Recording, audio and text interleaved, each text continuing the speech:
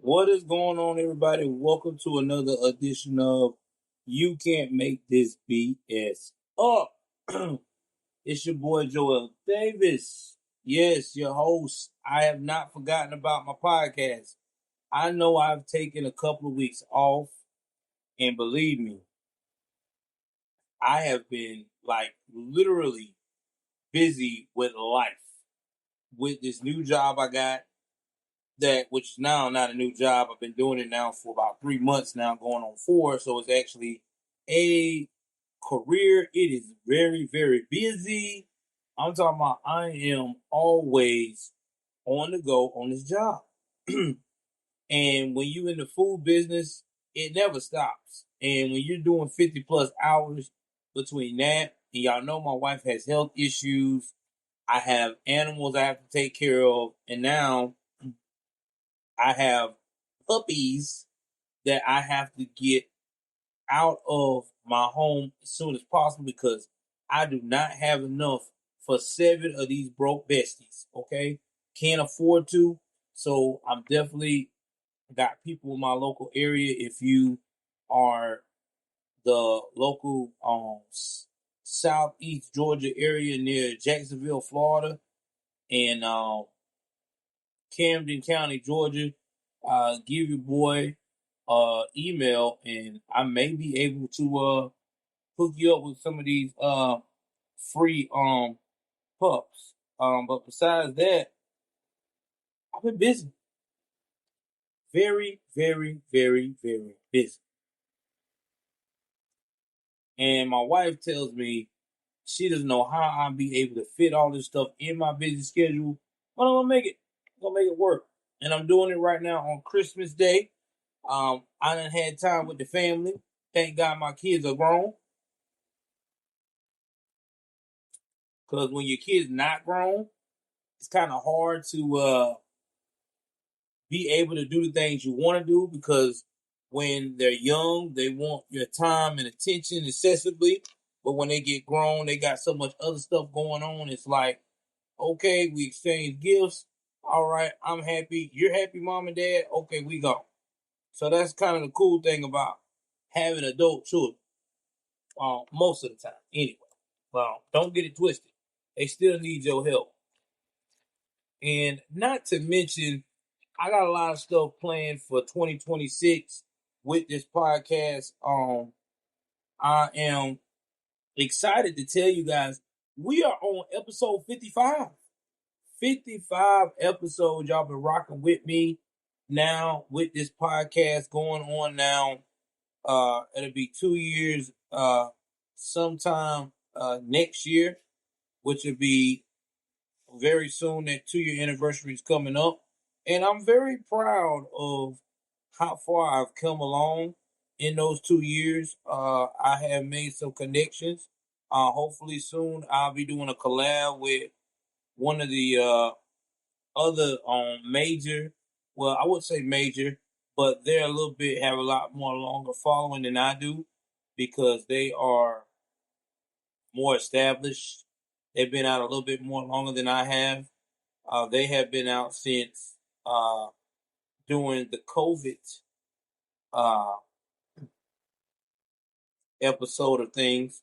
So that's going to be kind of interesting to do things with them. So a few housekeeping rules that I am going to follow. I'm going to not follow, but to put out there. Please, if you can, follow me on YouTube. You can't make this BS up. Also, follow me on the same page as well. You can't make this BS up on Instagram and also on X, formerly known as Twitter. Yes, sir.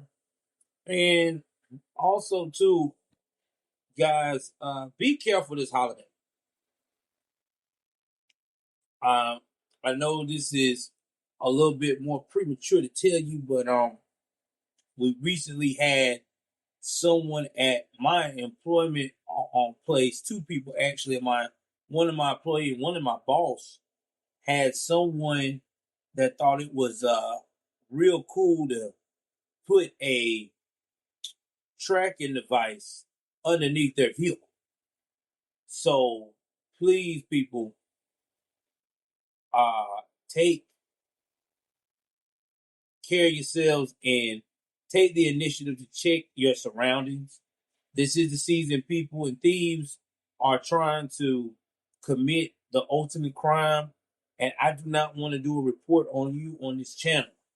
So please, if you got a phone, especially an iPhone, and it's scanning around about there is some kind of air tag near your vehicle or near you, check your vehicle, check inside your vehicle, because you never know who's trying to track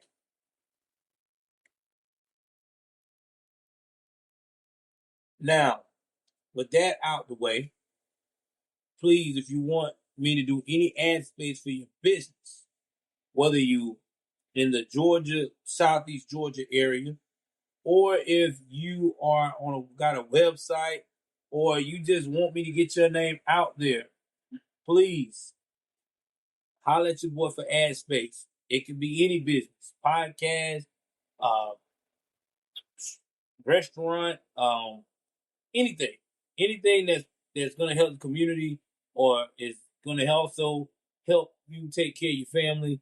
Holler at your boy for ad space. I'm pretty reasonable, and we can do it that way. Also, you want to support the channel or my podcast or anything that I got going on related to this podcast. All you got to do is go to the end of this episode, and it will give you all the information you need to do to donate to my Cash Apps and everything else to keep this show going. Guys, today's story is coming right out of Cleveland, Ohio, which is, y'all know, is Cuyahoga County. This story is straight sad. This is what happened when you are trying to do everything you can to be successful, to be that ultimate success story from the hood. But you got one problem. You got one of these so-called YNs, aka no good YNs, holding your ass back from greatness. Do you hold on or do you keep going? This is the story of Breneisha Elizabeth Marie Lightfoot, that is our victim, and the perpetrator slash murderer is Michael Royalty Nugent, who is extra light. And I guess that being light skinned wasn't good enough on this one. Let's jump into this story. So, Breneisha Elizabeth Marie Lightfoot, she was born on July 19th, 1997 in the Cleveland, Ohio area. Now, as I was looking her up, there's not that much about her parents, if she had any siblings or anything like that. But I do know that she came from the PJs. Rough side of town. But she was determined to make it out like any person that is determined to make it out, coming from very, very, very hostile circumstances. By the time she was 18, she was working jobs like a grown man. I'm talking about factory jobs, along with older overheads, and would keep up with these men just like the young boys that's supposed to keep up with her when working in these jobs. And they basically talked about not only her hard working ethic, but also her reliability and her intelligence. Then she got involved in this community service called the Wolfpack Gunshot Response Team. Now they would train people how to take care of gunshots when something happens in your neighborhood. How to also take care of stab wounds. And she was always at their events, being one of the most vocal leaders in that movement. Now, during this time, sometime along the way, Breneisha got into the music scene, okay? Because she had a passion for music, and she loved to rap. Her whole stage name was Ahlotta. Now, I looked at her material and her rapping ability, and she actually was a very good rapper. Um, for her being in the field of rap, surrounded by a lot of these young dudes that's in it now. And yeah, she liked it to play into her rap persona, the Daisy Dukes with the cheeks out and stuff, doing the freestyles, the stuff that you see from a normal young woman in her 20s that is feeling herself and loving the fact that she got others feeling her too. She loved to post on Instagram. That was a thing. Now, she had already built up a little follow to 24,000. She done did some collaborations with a couple of people local. Even did the freestyle with the hanging microphone from out the air like they normally do when they're trying to promote a video.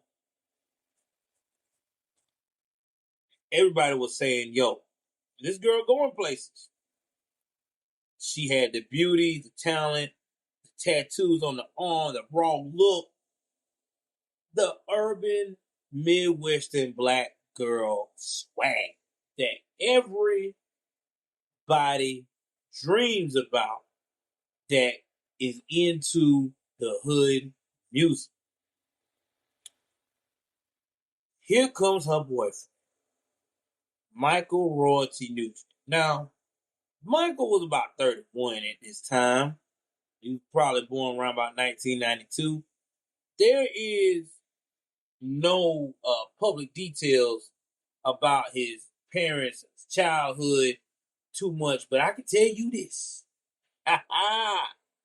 Michael was definitely a young nigga. Oh yeah. He definitely partaked when it came to the illegal activities. This man loved to do everything from burglary, resisting arrest, simple assault. Oh, let's don't forget, he liked to get handsy too. Oh, he loved putting hands on women. That was his thing too. He was no Boy Scout at all. And not to mention um was handsy with women, he also got into some legal problems. See, back in sometime 2018, 2019, which I really couldn't find to be exact, Michael Royalty Nugent was in jail. And while he was in jail, he was in the county jail, Cuyahoga County. He asked for one simple thing from the guard. Can I get an extra milk? Because that first milk was real tasty. Well, that guard was like, fuck you mean you want another milk? You ain't getting no milk today, bitch. And whooped his ass. Not only with pepper spray, but everything else under the sun.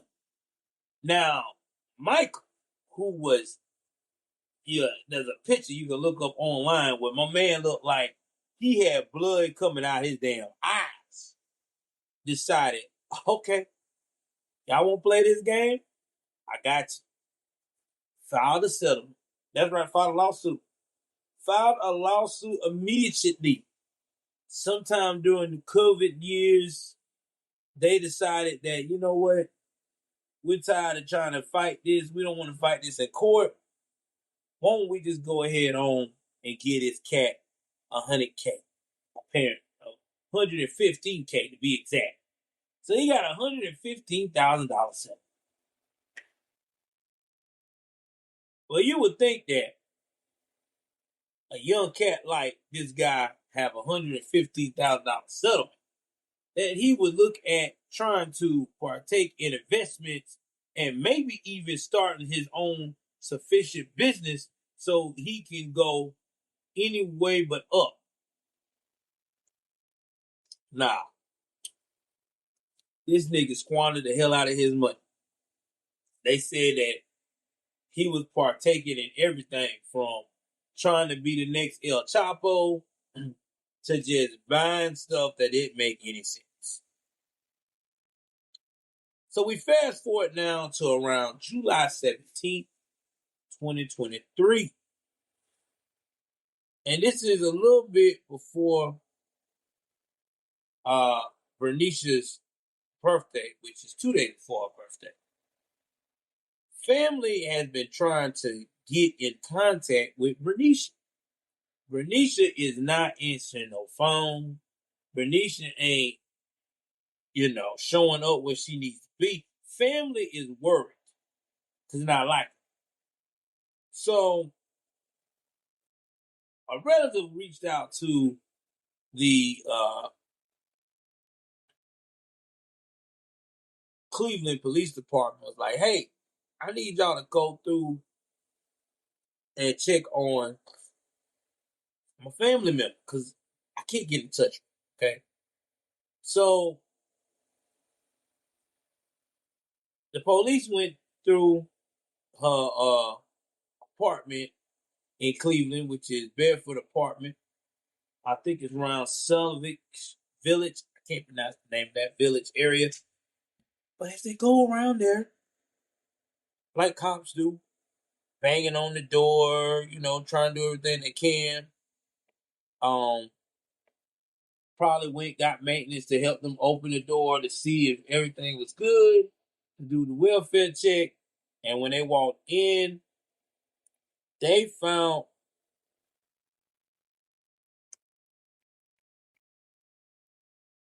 her with dried blood and bullet holes, and it looked like there was a WWE wrestling match in that fucking apartment.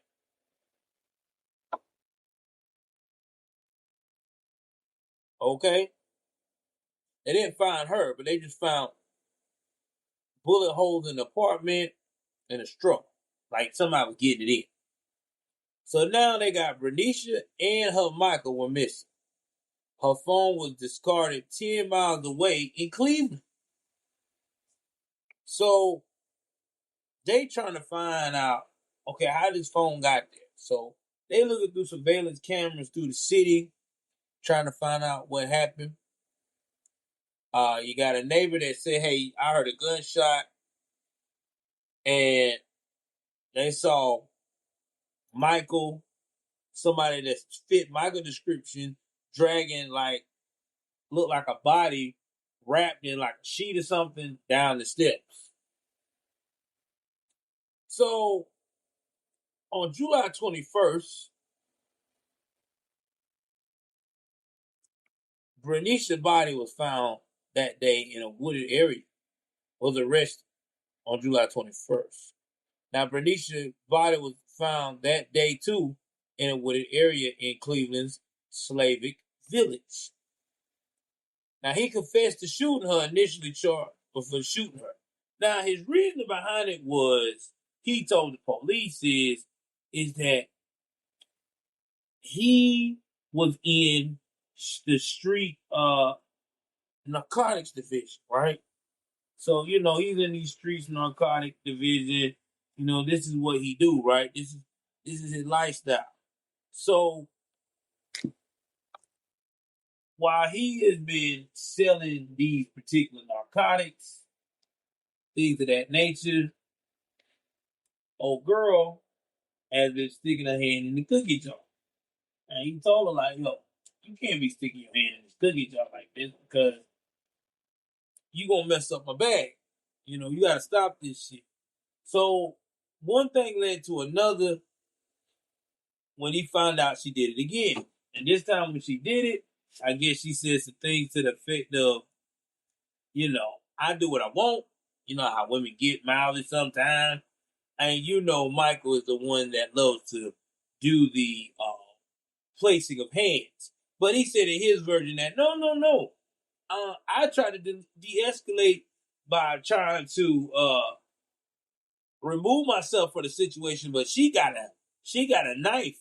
And when she came to me with that knife, I had no choice but to light her ass up. But either way it goes,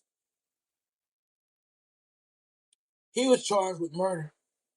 But as time went on, his lawyers and then the prosecution and the family probably came to some kind of concise agreement. Or usually time it's just the prosecution because as they go further and dig into the case, there may be some things in evidence discovery that may make it where he could walk and get away almost scot-free.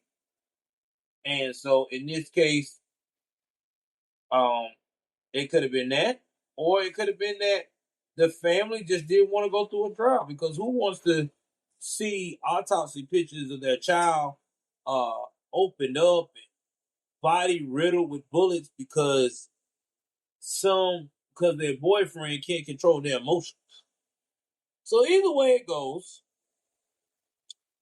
uh, he confessed to shooting her, and he pled guilty to the lesser charge of involuntary manslaughter with evidence, and not to mention tamper with evidence because he moved the body, and the gross abuse of a corpse because I'm quite sure that the way the body was dragged out, and he probably uh, did more things to her after she was dead. But he was, in February 2024, he was sentenced to 23 to 28 and a half years in prison because they also got him consecutive with uh, the weapons charge as well. And he was credited 219 days in prison. It's sad to see what happened to Breneisha because Breneisha's death proves to us once again how dangerous it is for women. I mean, we talk about this all the time. Women are not protected at all costs, and it's because of most of the time the people that they are dealing with are just horrible. It really is just so hard. Um, uh, it was it's hard to fathom.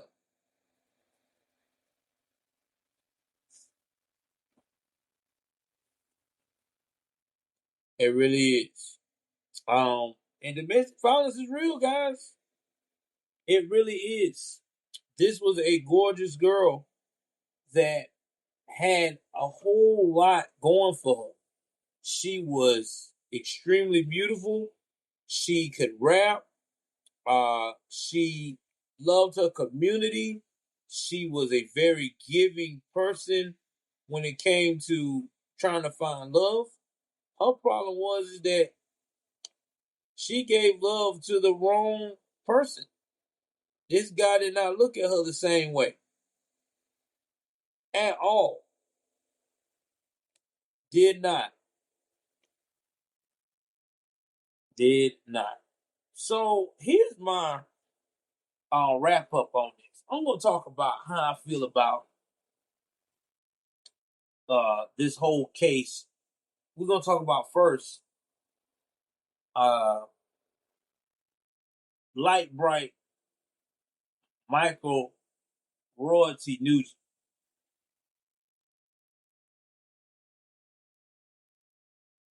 Dude You got a settlement for $115,000. You really went out here and purchased to try to flip dope with that type of money?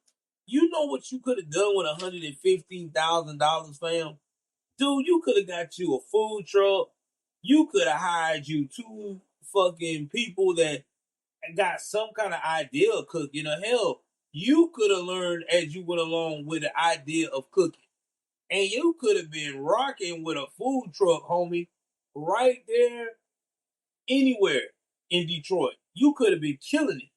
That's for one. I mean, in Cleveland. That's for one. Number two, you could have went and had starting capital when it came to running your own brick and mortar business. You could have had you a small little building. You know what I mean? You could have made it where you open up in the morning and the evening time, bro. You could have went up here and start getting some people in, could do some um word of mouth. You could have been popping with a little diner. You could have killed it, dude. You could have do it working capital about 50 to 75,000. You could have killed it. You mean to tell me you get this big ass settlement and all you did at the end of the day is fuck up the church's money with trying to flip dope? Shit, coke prices falling, what I've heard on the streets, and believe me, I'm not no pharmaceutical specialist. That's what I'm hearing. You know what I'm saying? From my family members that's in. Anyway, and let's talk about uh the victim, Ahlotta. And I'm not victim bashing, but Ahlotta. Baby girl, you could have done a hell of a lot better than this guy. This guy was a walking red flag. Think about this. He is 31 years old. He got a settlement for $115,000. And the only thing he know what to do with it is invest in it to try to flip coke? No. You should have just dropped that in the bag, baby. Understand I think that with a lot of it had to be he was a bad boy and he was a pretty boy. Because he had that light skin and he had that pretty boy look. Because you know, some women do like pretty boys. And they see a pretty boy, they just quick to say, I'll run the bag up to take care of that. But that right there was not worth it, honey. You should have left him where he at. You should have got you a plain Jane black man, and he would have done you just as good. That dude was a waste of time, energy, and everything else. Now let's talk about the justice system. I'm very upset about this. Why in the world did y'all sign on a deal to give this man involuntary manslaughter? This fool is already 31 years old. He's going to get out between 23 to 28 and a half years. Usually, I would doubt that this cat get out in 20 or 19 years. Okay? And he's already at that time now 32, 33. He'll still be young enough to go out here and do the same thing to another woman. This cat should not have gotten that sweetheart deal. He should have gotten life in prison. He's a menace. Think about this. He's a fucking menace. Dude has been in and out of jail all his life. I mean, this guy got 115 grand for y'all in prison and turned at the jail and turned around and tried to flip it for coke. Yes. Y'all failed on this. I'm sorry. A 28 and a half fucking sentence. Only way I could accept this unless the family actually said they just didn't want to go to trial. And that's what it was. I take that on the chin and say, okay. But if it wasn't, man, this shit here could have been so avoided. Anyway, guys, that is it. That is what I got for y'all tonight. Please tell me your thoughts on this story right here. You know, I would love for you guys to leave a comment. If you do, remember, rate me. 5 stars. If you feel like I did less than 5 stars, just put it in my comments. Just rate me 5 and put it in my comments, please, so you don't mess up my algorithm and things of that nature. All right. That's all I got. Y'all take care of yourself. Good night and Merry Christmas.